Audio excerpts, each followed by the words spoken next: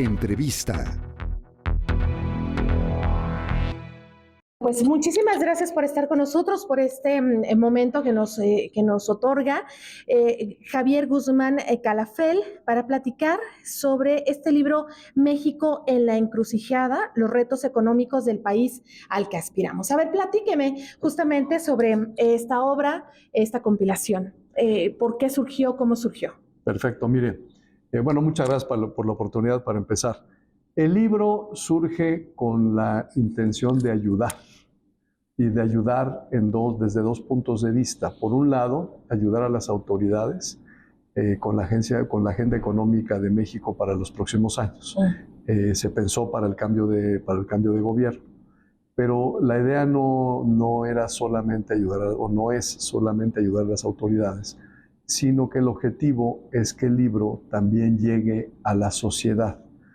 ¿Y por qué a la sociedad? Bueno, porque consideramos importante que la sociedad esté bien enterada de los principales problemas económicos que tiene México, que sepa cuáles son las alternativas de solución.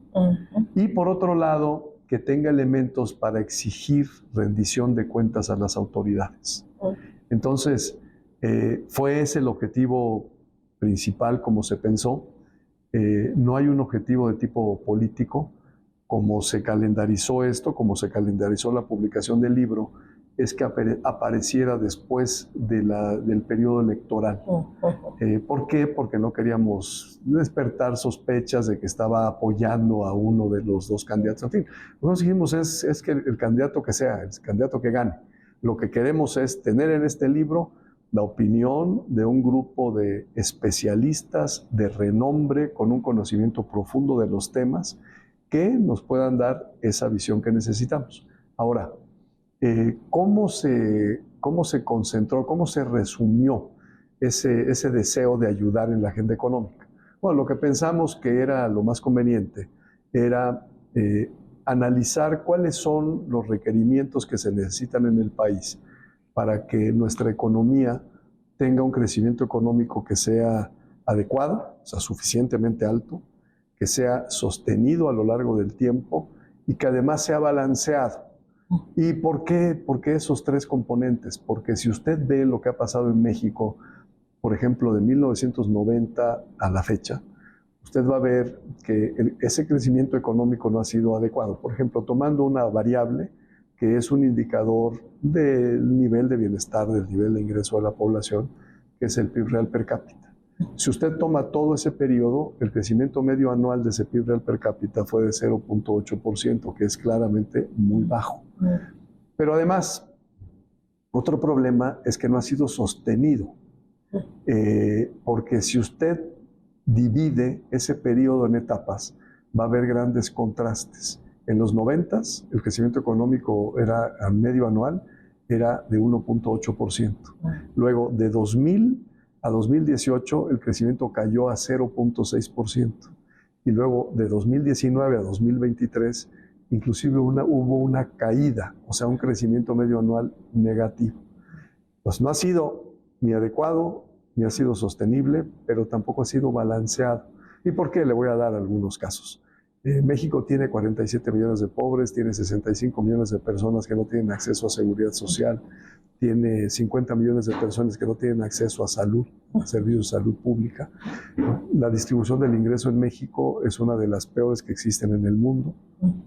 Si usted se va a otros indicadores, por ejemplo, la participación de la mujer en la economía. La participación de la mujer en la economía es deplorable, es menor que el promedio de América Latina y es la segunda más baja dentro de la OECD. Y ya la de América Latina es bastante baja. Se va usted a otros ámbitos, al ámbito regional. Las diferencias entre regiones en México son muy marcadas. Existe esa versión de que existen dos Méxicos, uno que está ubicado del centro hacia el norte principalmente, no solamente, pero principalmente, y el otro que es el sur del país. Usted compara, por ejemplo, los niveles de ingreso, los niveles de bienestar social, la productividad, es un contraste enorme. Y un elemento adicional que también es importante tomar en cuenta es algo que nos repiten desde que empezamos la primaria con insistencia, es no, México es un país en el que la discriminación no exista. Yo le diría, usted es mujer, vaya al mercado laboral. y como mujer va a sufrir, hay discriminación por género y hay discriminación también por apariencia física. Entonces la preocupación del libro es, tenemos que encontrar alguna manera de lograr que quede claro para las autoridades y para el público en general qué cosa es lo que nosotros pensamos que se tiene que hacer para revertir esa situación, para que el crecimiento económico sea más elevado, sea adecuado, para que el crecimiento económico sea sostenido a lo largo del tiempo, que no veamos esa caída que hemos visto en las últimas décadas, y por otro lado, para que sea balanceado, para que esos desbalances que hay por todas partes no existan. Es como un diagnóstico, entonces, un diagnóstico de dónde estamos en este momento. No, no es solo. De hecho, lo que se le pidió a cada uno de los autores es, lo que necesitamos son tres cosas. Un diagnóstico, una visión prospectiva, de qué cosa es lo que va a pasar en el mediano y largo plazo si no se hace nada. Si seguimos así. Y la otra es cuáles son las alternativas de solución. Entonces, incluye los tres componentes. O sea, no solo el diagnóstico, sino cuáles son los caminos que hay que andar para resolver. Exactamente. Y además, lo que decidimos fue concentrarnos en 4 grandes campos. Uno es la estabilidad macroeconómica y financiera. Si su país, un país cualquiera, este o cualquier otro, no tienen estabilidad macroeconómica y financiera, no hay manera de que se cumpla con esos requisitos. Entonces es una condición, es la primera condición que hay que cumplir.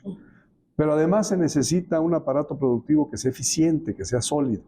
Entonces el segundo bloque es qué tenemos que hacer para que nuestro aparato financiero nuestro aparato productivo sea sólido, sea eficiente. El tercer elemento es, hay una serie, como comenté antes, de desigualdades en el país.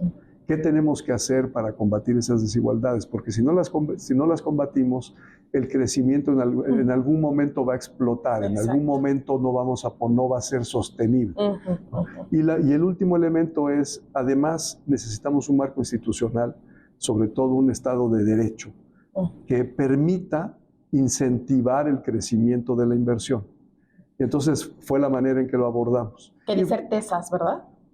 Exactamente, que le dé certeza a la inversión de que va a encontrar reglas del juego claras y parejas.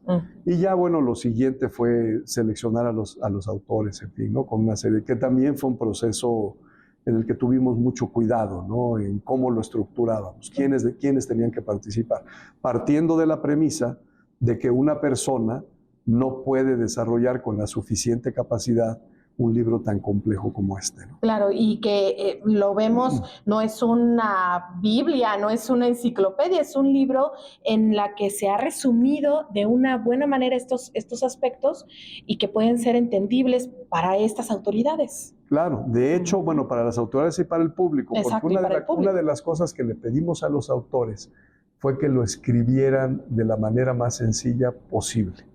En cualquier disciplina profesional, se manejan muchos tecnicismos, la gente se acostumbra a manejar los tecnicismos y después de cierto tiempo pues uno los maneja como si todo el mundo lo entendiera. Exacto. Y bueno, eso es un reto.